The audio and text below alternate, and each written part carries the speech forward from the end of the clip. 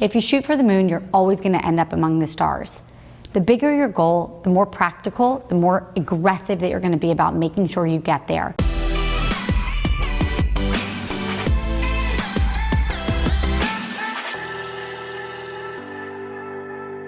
So first up, we're going to talk about some goal setting. Let's start with the basics. Why is it so important to set goals?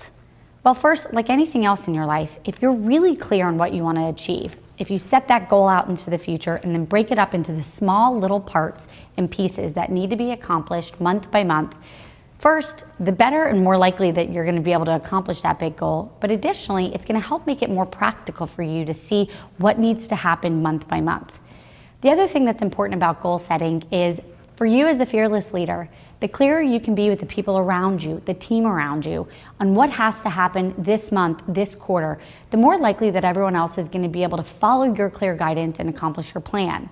On the flip side, it's also so much more fun. As you hit those short milestones, it's going to give everybody something to celebrate, to make sure that people feel the progress of winning. So here's what happens if you don't set goals. Well, if you don't have clear financial goals, what happens is you're going to end up making some short-sighted decisions. And so the takeaway there is goals are important for everyone. Goals are going to be vital to your success. And lastly, goals are critical to focus. Step one, let's be really clear about your long-term plan.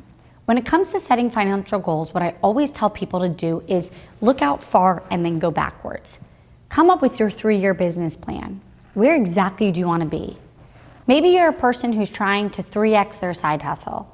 Maybe you're an early entrepreneur who has a business with 100,000 in revenue trying to get to $1 million. Or maybe you're an entrepreneur where you're trying to figure out how do you over time take your business public.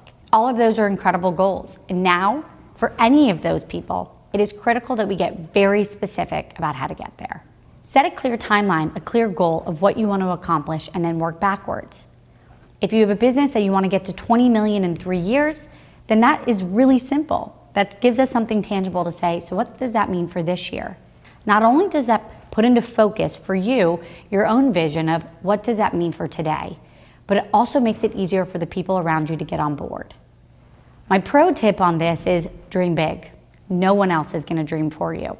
When it comes to that goal, think about what you'd be so excited to achieve and then go 10% bigger. Here's why. If you shoot for the moon, you're always going to end up among the stars. The bigger your goal, the more practical, the more aggressive that you're going to be about making sure you get there. And it's okay if you don't always achieve it, but you're going to end up going farther if you dream bigger. Step 2, describe everything.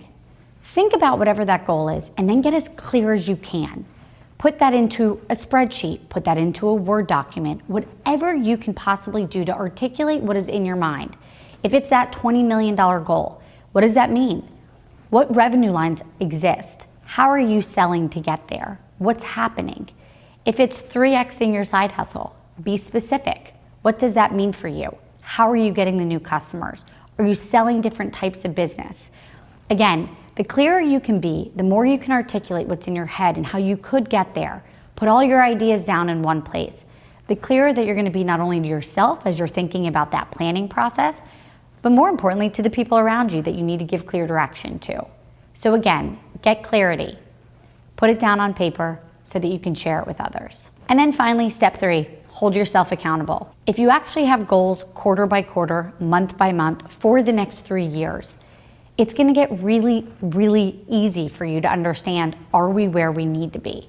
If the goal is 20 million and the goal this month was supposed to be to make sure you hit 1 million and you're wildly under target, then it helps you understand maybe 20 million wasn't the goal. Maybe it was 10 million.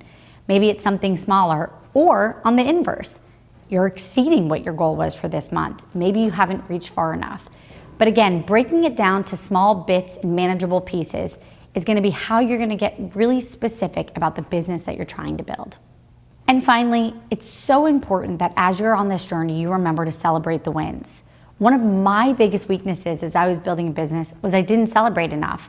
And one day an executive coach told me that making sure that you celebrate month by month something that's going right with the business. Something simple, a note to the team, celebrating for yourself, acknowledging that you're making progress. Building a business is hard. We always know that when you're an entrepreneur, it's a never-ending journey. And so remembering to take a moment to pause and say, wow, look what we accomplished this month. It's a wonderful thing to do. It's going to remind you to keep going. And most importantly, it's going to give you that excitement to make the next month something that you do even better at. So the final action item on this step is to write down these goals. Write down your 3-year financials.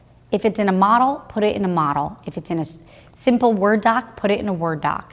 But be really specific. Where do you want to be in 3 years? Break it up quarter by quarter, then break it up month by month. Write it down, make it clear. Share it with the people that you love, your spouse, the other people around your business, so that you have accountability. And remember that every single month we will check back in with these goals. If you have a bigger business with real revenue, it should be an Excel model, a real financial business plan that you can now share with whoever is your head of accounting or your CFO to say, here's what we're trying to accomplish. And then each month we'll check in with that plan to say, how are we doing? The Foundr mission is to help you create an ass-kicking business and help you learn straight from the mouths of world-class founders. Get your free printed edition of Foundr magazine featuring Sir Richard Branson. Just cover shipping and handling at foundr.com/Branson.